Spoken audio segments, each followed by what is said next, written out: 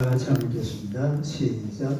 여호와의 사자가 하늘에서부터 두 번째 아브라함을 불러 이르시되 여호와께서 이르시기를 내가 나를 가리켜 맹세하노니 내가 이같이 행하여 내 아들 내 독자도 아끼지 아니하였음즉 내가 내게 큰 복을 주고 내 씨가 크게 번성하여 하늘의 별과 같고 바닷가의 모래와 같게 하리니 내 씨가 내 집의 성문을 차지하리라.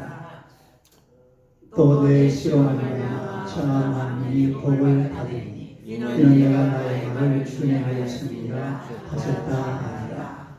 이에 아브라함이 그의 종들에게로 들어가서 함께 떠나 부엘세바에 이르러 거기 거주하였더라. 아멘. 할렐루야. 인사하겠습니다. 하나님은 당신을 사랑하십니다. 하나님 당신을 사랑하십니다.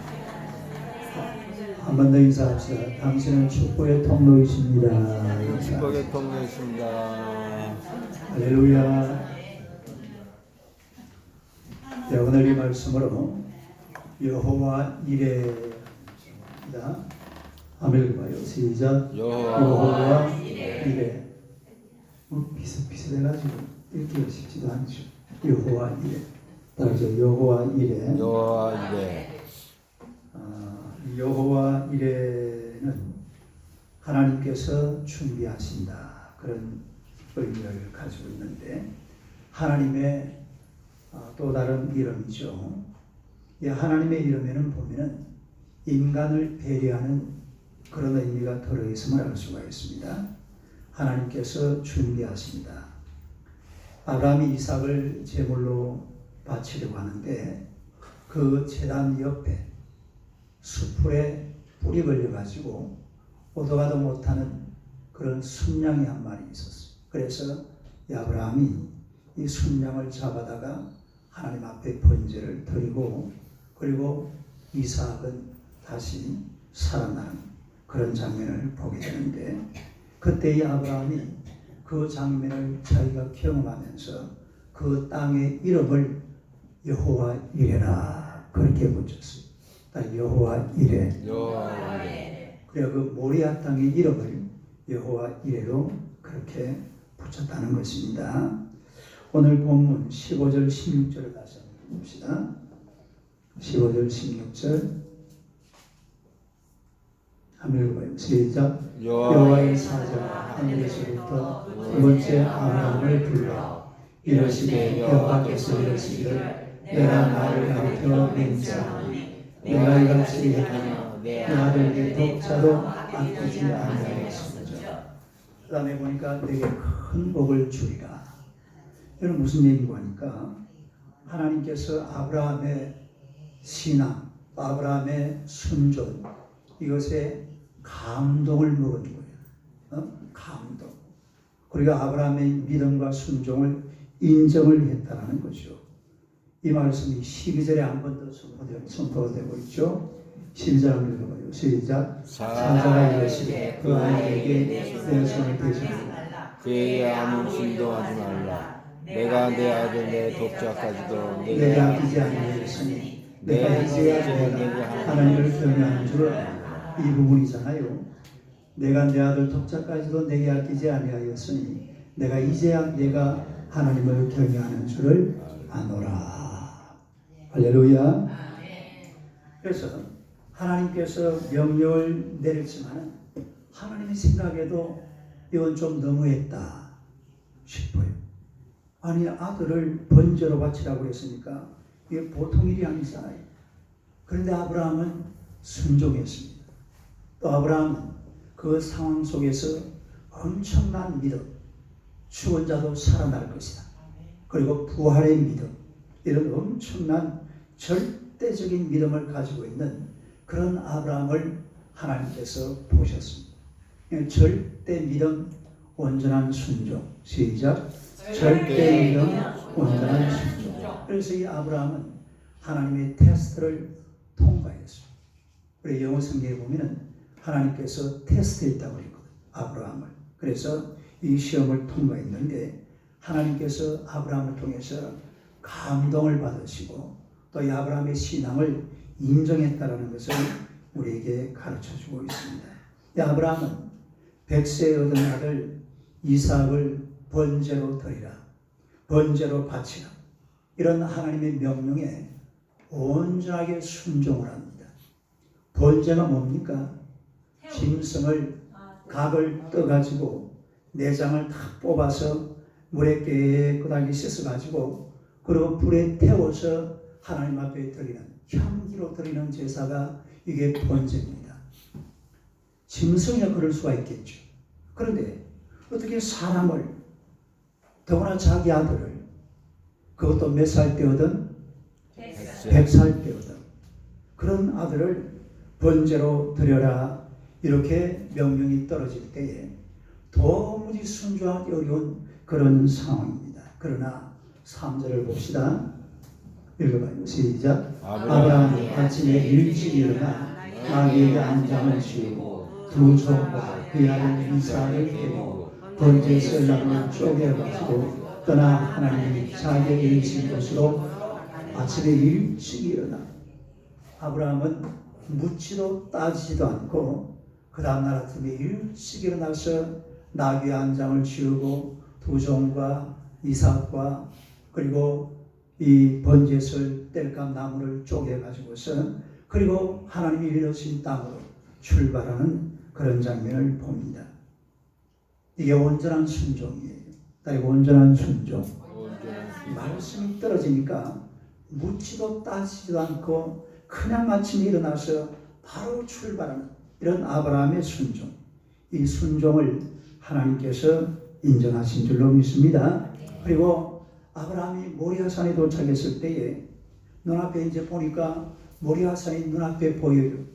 그때에 아브라함이 이 종에게 뭐라고 했습니까? 너희는 여기서 나귀와 함께 기다리라. 내가 이 아이와 함께 저기에 가서 예배하고 우리가 너희에게로 돌아오리라. 이렇게 말합니다. 우리가 이걸 갖다 그냥 읽어보면 아주 일반적인 문장이에요. 여기서 기다려라. 내가 이삭과 함께 저 모리아산에 가서 예배드리고 그리고 너희한테 다시 돌아오겠다. 누가 돌아온다고요? 우리가 너희에게로 돌아오리라. 이렇게 말했는데, 그러나 이 말씀은 대단한 의미가 숨어있는 그런 말씀이에요. 이 말씀을 신약성경 히브리서 11장 17절에서 19절에 해석을 해주고 있습니다. 한번 읽어봅시다. 시작. 아브라함 시험을 받을 때에 믿음으로 이삭을 드렸으니 그는 약속을 받은 자들의 그 외아들을 드렸느니라. 그에게 이에 말씀하시기를 내 자손이라 칭할 자는 이삭으로 말미암으리라 하셨으니 그가 하나님의 능히 이삭을 죽은 자 가운데서 다시 살리실 줄로 생각합니다. 비유컨대 그를 죽은 자 가운데서 더러 받은 것입니다. 그러니까 이 히브리서 기자는 히브리서는 바울이 쓴 걸로 일반적으로 생각을 하고 있는데 정확한 기자가 누군지를 몰라요. 그런데 이 히브리서 기자는 이 장면에서 아브라함의 믿음을 추출하고 있습니다. 그러니까 아브라함의 믿음. 분명히 모리아산으로 아브라함과 이삭이 함께 가면은 몇 사람이 돌아와야 돼요? 한 사람만 돌아와요. 왜냐하면 이삭은 번제로 하나님 앞에 죽여서 바쳐버리잖아요. 그럼 한 사람만 돌아와야 되는데 아브라함은 우리가 너희에게로 돌아오리라. 이렇게 얘기를 한다. 이 히브리서 기자는 이게 바로 아브라함의 믿음이다. 하나님은 좋은 것을 주시는 분이시다. 그리고 우리 하나님은 인간을 죽은 사람도 다시 살리시는 그런 분이시다. 할렐루야. 이런 믿음을 아브라함이 분명히 가지고 있다는 것을 우리에게 밝혀주고 있습니다. 그래서 이 아브라함의 믿음은 절대 믿음과 온전한 순종이에요. 따라합시다. 절대 믿음과 온전한 순종. 이 절대 믿음과 온전한 순종이 하나님을 감동시켰습니다. 그리고 하나님의 인정을 받는 거예요. 하나님의 인정을 받으니까 우리 하나님께서 이제 아브라함에게 큰 복을 내려주시는 거죠. 보상을 하시는 것입니다. 오늘 우리가 이 말씀에 들어가기 전에 우리 본문을 읽으면서 전제로 해야 될 것이 하나 있습니다. 오늘 읽은 본문 중에 보니까 네시라는 말이 3번이나 나와요. 따라해 네시. 네시라는 말이 3번이나 나오는데 이걸 히브리어 원문으로 보면 단수로 되어 있습니다. 따라해 단수. 그런데 아브라함의 씨가 단수입니까? 복수입니까? 복수죠. 왜냐하면 아브라함의 첫 아들은 첫 하루에 쓰던 이스마엘이 있습니다. 이삭은 몇째 아들이에요? 둘째 아들. 그 다음은 성경을 찾아볼까요? 창세기 25장 1절 2절 읽어봐요. 시작. 아브라함이 후처를 맞이하였으니 그의 이름은 그누라라. 그가 시므람과 욕산과 무단과 미디안과 미스박과 수아를 낳고. 지금 아브라함의 자녀들이 여기 아까 두 사람하고 몇 사람이에요? 하나, 둘, 셋, 넷, 다섯. 그럼 여호와도 몇 명? 8명. 난 숫자를 잘 못해야 됩니다. 8명. 그런데 어떻게 단수로 써놨어? 이 단수로 쓰는 것은 사실은 다른 자녀들은 일단은 제외하고 이삭을 말합니다. 이삭. 그리고 이삭을 나중에 예표하는 예수 그리스도를 말하는 거예요. 네? 그러니까 네시라는 것은 이삭과 이삭의 후손들이 나오는 누구라고요? 예수 그리스도. 그분을 의미한다는 것을 전제로 하고 같이 한번 하나님께서 아브라함에게 어떤 복을 주셨는지 같이 한번 살펴보겠습니다. 첫째는 번성의 복이에요. 한번 읽어봐요. 시작. 번성의 복. 17절 한번 봅시다. 시작. 내가 네게 큰 복을 주고 네 씨가 크게 번성하여 하늘의 별과 같고 바닷가의 모래와 같게 하리니 네 씨가 그 대지의 성문을 차지하리라. 여기 보니까 이 자손들이 많아질 것이다. 자손들이 번성할 것이다. 아브라함의 자손이 사실은 지금 100살까지 아들 겨우 둘밖에 못 낳았습니다. 그것도 하나는 첫 자식이 돼가지고서 나중에 집에서 쫓아내버렸죠. 그리고 남아있는 아들은 이제 낳은 지 몇 살 되지 않는 이삭 한 사람 있는데 하나님께서 약속하시기를 내 자손들이 하늘의 별과 같고 바다의 모래와 같이 많아질 것이다. 이렇게 약속을 하고 있어요. 그런데 이런 약속이 한 번만 한 약속이 아닙니다. 성경에 보니까 몇 번 그런 약속을 하고 있는데 창세기 12장 2절 봅시다. 한번 시작. 내가 너로 큰 민족을 이루고 내게 복을 주어 내 이름을 창대하게 하니 너는 복이 될지라. 큰 민족, 큰 민족을 이룬다고 했죠. 그 다음에 15장 5절로 창세기 시작. 그를 이끌고 밖으로 나아가게 했으되 하늘을 우러러 묵비를 셀 수 있나 보라. 또 그에게 이르시되 내 자손이 이와 같으리라. 그러니까 뭐가 같이 많아진다 말이죠? 하늘의 별과 같이 많아질 것이다. 여러분, 아브라함은 BC 2166년의 사람이에요.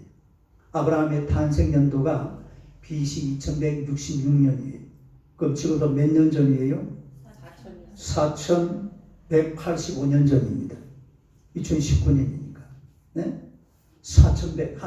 4200년 전의 사람인데, 여러분, 예수님 당시에 이 지상의 인구가 얼마 있는가 하면 2억 정도 되었어요. 몇 억? 지금은 몇 억이에요? 76억입니다. 지금은 76억인데, 그러면 예수님이 지금보다 2000년 전의 사람인데, 예수님보다도 더 2000년 전에 아브라함이 살았어요. 그러면 그때는 지구상 인구가 얼마나 됐을까요? 그야말로 얼마 안 됐습니다. 한 수천만 명.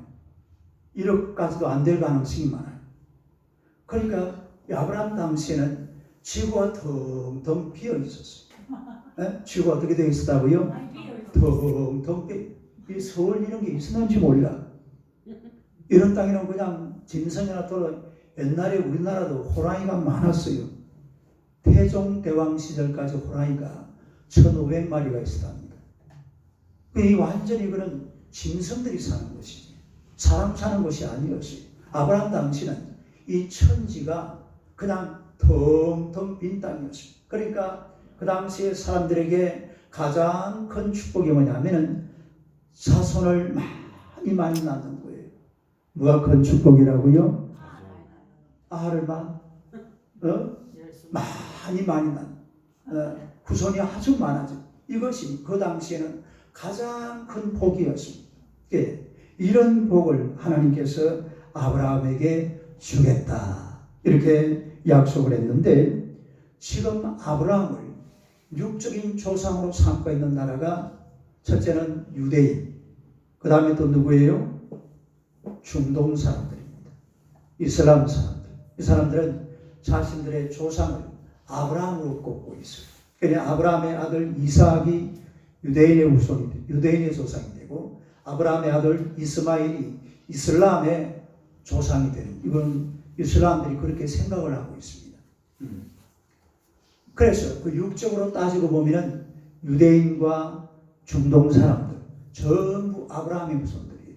그리고 영적으로 따지고 보면 믿음으로 아브라함을 믿음으로 조상으로 삼는 사람들이 있죠. 누굽니까? 바로 기독교와 천주교입니다. 이렇게 한번 따져보면 이 기독교와 천주교, 이슬람, 유대교 이거 전부 합치면요 지구 인구의 3분의 2가 돼요. 얼마가 된다고요? 3분의 2.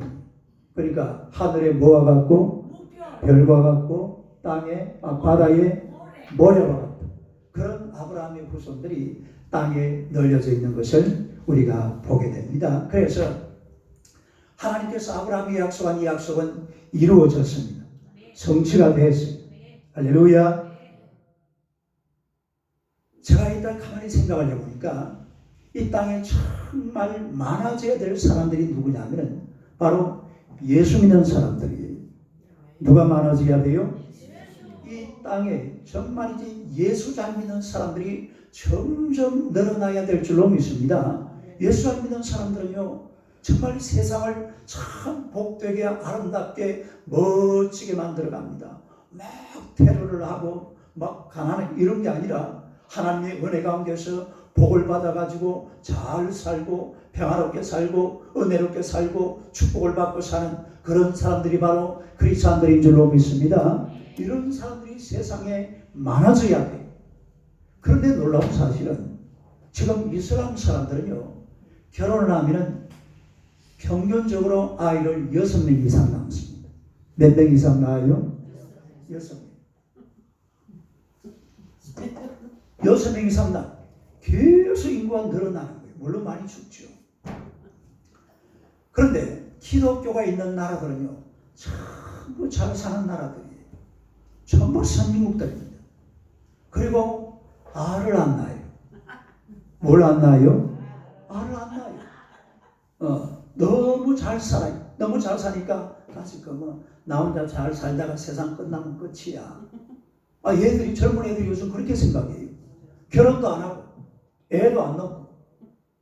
그러니까 이슬람은 자꾸 그냥 애를 낳고. 그러니까 이 사람들은 이 애를 낳는 이름을 통해 가지고서 이슬람을 온 세계에 펼치려고 하는 그런 목적을 가지고 있습니다. 그런데 기독교가 있는 나라들은요 선진국이고 잘 살고 이래 하다 보니까 많아봐야 겨우 부부가 2명. 우리나라는요 0.98명이에요. 부부 2사람이 몇 명? 0.98 같으면 어떻게 돼요? 손해입니까? 이익입니까? 대차대조표의 이익이에요? 손실이에요? 손실이죠.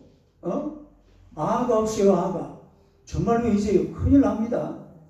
이제 내년부터는 우리 대학이요 문을 다 닫는다고 그러잖아요. 한 2020년 조금 넘어가면 대학 3분의 1이 문을 닫는다. 애가 없어요. 요즘도 주일학교 애들이 그렇게 많이 모인 애들이 막 텅텅 비어가지고 큰 교회들도 주일학교가 없어요. 누가 없으니까? 애가 없으니까.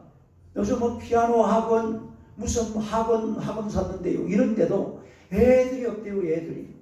네? 애들이 없는 시대가 되어버렸어요. 여러분 이 땅에는요 사실은요 우리 예수 믿는 사람들이 애도 많이 낳고 또 예수 믿는 사람들이 또 영적으로 보면은 그러니까 육적인 아브라함의 후손, 영적인 아브라함의 후손. 육적인 아브라함의 후손은 어떻게 해야 돼요? 결혼해서 아이를 가지고. 그 다음에 영적인 아브라함의 후손은 어떻게 해야 돼요? 전도해서 교회를 세워가야 될 줄로 믿습니다. 할렐루야. 이 두 가지가 잘 돼야 돼요. 네? 한번 따라해봐요.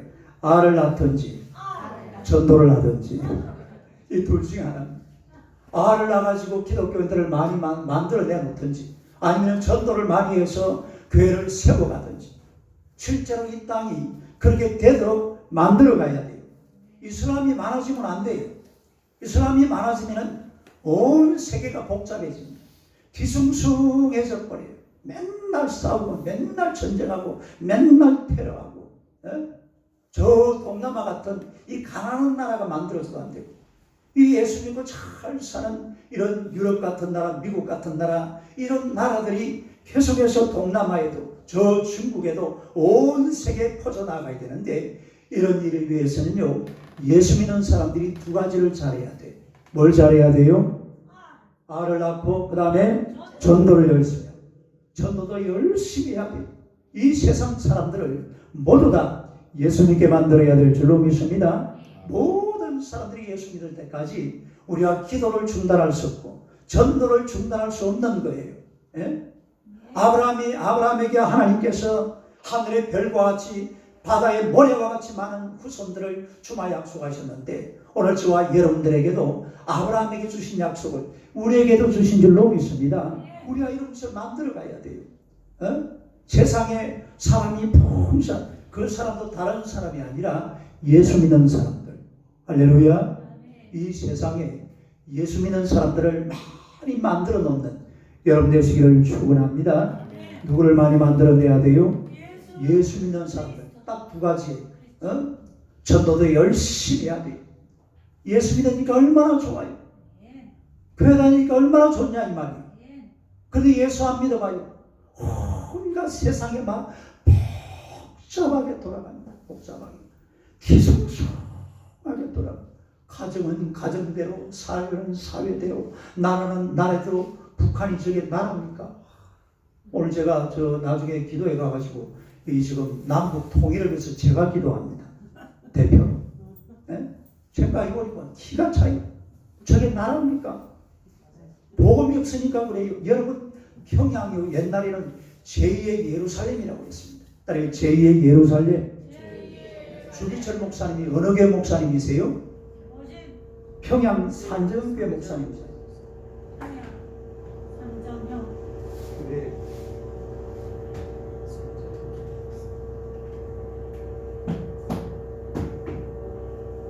갑자기 그래. 평양 산정교회. 그래서 평양을 가리켜서 옛날에는 제2의 예루살렘이라고 했어요. 그리고 평양이 잘 살았어요. 서울이 잘 살았어요. 평양이 훨씬 잘 살았어요. 우리나라가요 1960년대 말까지 북한 수풍발전소에서 전기를 받아 먹었어요. 그런데 우리나라 남쪽에서는 전기도 없었어요. 밑에 공구 저기 기계 소리. 밑에 원래 밑에. 있지.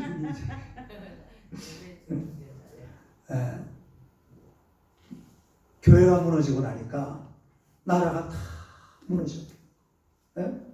나라가 완전히 절단강상이 되버려요. 이 하나님만 섬기고 얼마나 좋아요. 북한에는 김일성의 동상, 김정일의 동상을 36,000개나 만들어놨어요. 이순천 여사님 이거 어떻게 하면 좋겠어요? 우선에 그거 하나 관리하는데 1억 5천 던데요. 하나 관리하는 1억. 그거 어떻게 하자고요? 아니 젊어서의 날수 좋고. 그거 맞고. 누가 뭐 나라 그랬어요. 북한에 그 김일성 동상 그거 어떻게 하면 좋겠냐 이거. 나지 마세요. 젊은 애들 이렇게 놔주고. 그거 어떻게 하겠어요 정말. 다 치워버릴 거요. 정말 그게 나라냐 이 말이에요. 한번 생각을 해봐요. 그게 나라입니까? 어째가 사람 동상을 세워놓고 그 앞에 가서 우리 남한에서 올라가는 사람도요 북한에 가면 반드시 그 평양의 만수대 앞에 있는 그 김일성, 김정일 동상 앞에 가서 절 안 하면 안에 안 넣어준답니다. 북한에 갈 생각을 하지 마세요. 예수님 가지 말아요. 북한에 가지 마라. 가지 말아요. 저라면. 그 미친 나라지 그게. 그게 나라예요. 나라가 정권화가 되는 게 다른 게 아니에요. 북한에서 목사님 600명을 죽여버렸잖아요. 목사님을 다 죽여버렸어요. 해방되고 나서 가장 먼저 잡아 죽인 사람들이 목사입니다. 김우두 목사님도요, 처음에는 이 북한의 그 정권에 동조를 하다가 나중에 결국은 순교를 당합니다. 조만식 장로도 마찬가지예요. 다 죽여버렸어요. 다 죽여버려요. 목사부터 죽여버린다. 공산주의가 되면 누구부터 죽인다고? 따라서 이명호 목사. 목사부터 딱 죽여버려요. 이게 공산주의 특징이에요. 이러니까 나라가 잘 될 리가 있습니까? 왜 목사님같이 선한 사람을 죽여요? 네? 이 세상에 목사님처럼 선한 사람이 세상에 어디 있어요? 그런 사람을 다 죽여버린다. 그게 나라입니까? 그러니까 이 땅에는 예수 믿는 사람들이 많아져야 돼요. 예수 믿는 사람들이 점점 늘어나야 돼요. 예수 믿는 사람들이 세상을 지배해야 돼요. 예수 믿는 사람들이 온 땅에 편만해서 이 세상에 하나님을 찬송하고, 제가 진해에 가서 맨 처음에 한 기도 제목이 하나님 아버지, 이 진해 땅 17만 인구가 다 11조하게 하여 주시옵소서. 네, 그렇게 기도를 했어요. 그런데 안 합니다. 다 11조하게 해달라. 서울에 와가지고 내가 뭐라고 기도했는지 아세요? 하나님 아버지, 서울의 1000만 시민들이 다 하나님 앞에 11조하게 하여 주시옵소서. 내가 그렇게 기도해놨는지 될란가 몰라. 왜 예수를 안 믿어요? 뭐 대단히 잘났다고? 예수 믿어야 돼. 나라는 예수 믿는 나라가 돼야 돼. 그 다음에 두 번째로 승리의 복입니다. 승리. 한번 읽어봐요. 시작. 승리의 복. 17절 한번 읽어봅시다. 17절 한번 읽어봐요. 시작. 내게 큰 복을 주고 예수가 그대의 권세 하늘에 들어가고 바닷가에 올라가게 하니 내 시가 그 대적에서 성문을 차지하리라. 그러다 보니까 내 시가 그 대적의 성문을 차지하리라. 뭘 차지하리라? 그 대적의 성문을 차지하리라. 이 내 시는 예수 그리스도를 지칭한다고 말씀드렸는데, 이 대적의 성문을 차지한다 이 말은 전쟁하고 싸워서 승리한다 이 말입니다. 따라서 승리한다. 전쟁에서 싸워서 승리한다라는 그런 뜻을 가지고 있습니다. 이긴다는 거죠. 이긴다. 여러분, 이 아브라함의 후손들이요, 정말 큰 승리를 한번 경험한 적이 있습니다. 그게 언제 그랬냐면 바로 가나안 땅의 정복 전쟁이에요. 가나안 땅의 정복 전쟁. 원래 이 가나안 땅은 하나님께서 아브라함에게 약속하신 땅이에요. 우리 창세기 15장 18절에서 21절 한번 보겠습니다. 이게 요 그림 한번 해봐요. 이게 가나안 땅이거든요. 요 지금 애굽 시내부터 해가지고 위로 쭉 올라가서 저 위에 가면은 유브라데 강까지, 하마 바로 위에가 유브라데 강이에요. 이게 전부 다 가나안 땅을 하나님께서 아브라함에게 약속하신 땅입니다. 성경을 봅시다. 시작. 그날에 여호와께서 아브라함과 더불어 언약을 세워 이르시되 내가 이 땅을 애굽 강에서부터 그 큰 강 유브라데까지 내 자손에게 주노니. 애굽 강은 무슨 강이에요? 나일강이에요. 나일강. 그 다음에 큰 강 뭐요? 유브라데까지 내 자손에게 준다고 아브라함이 약속하신 거예요. 그 다음 절. 시작. 곧 겐 족속과 그리스 족속과 암몬 족속과 헷 족속과 브리스 족속과 러바 족속과 아모리 족속과 가나안 족속과 기라 족속과 예후 족속의 땅이니라. 다시 사진 한번 해봐. 지도. 예, 이게 아까 족속이 전부 다 여기 살고 있는 사람들이. 그러니까 이 땅에 들어가라 이런 이야기. 이 땅을 하나님께서 아브라함에게 약속하신 땅, 아브라함에게 이스라엘 백성들의 땅으로 준 땅이 바로 이 땅이라. 예? 그런데 이 아브라함의 자손 야곱이 어디로 들어가 버렸어요? 애굽으로 들어갔어요. 애굽에서 어디에서 살았죠? 고센 땅에서 고생하며 살았어요. 예? 고센 땅에서 몇 년을 살았죠? 430년을 살았어요. 여러분 우리나라 조선이요. 조선이 1382년부터 해가지고 1897년까지 약 518년간 한 나라를 이루었어요. 이시조선. 한 500년. 그런데 430년 같으면 한 나라가 세워졌다가 무너질 만한 엄청나게 긴 시간입니다. 그 이스라엘 백성들이 야곱의 후손들이 그 애굽 땅에 들어가지고 고센 땅에 완전히 동화가 되어버린 거예요. 아니 이제 이스라엘 사람이 아니에요. 애굽 사람이 되어버렸다 이거예요.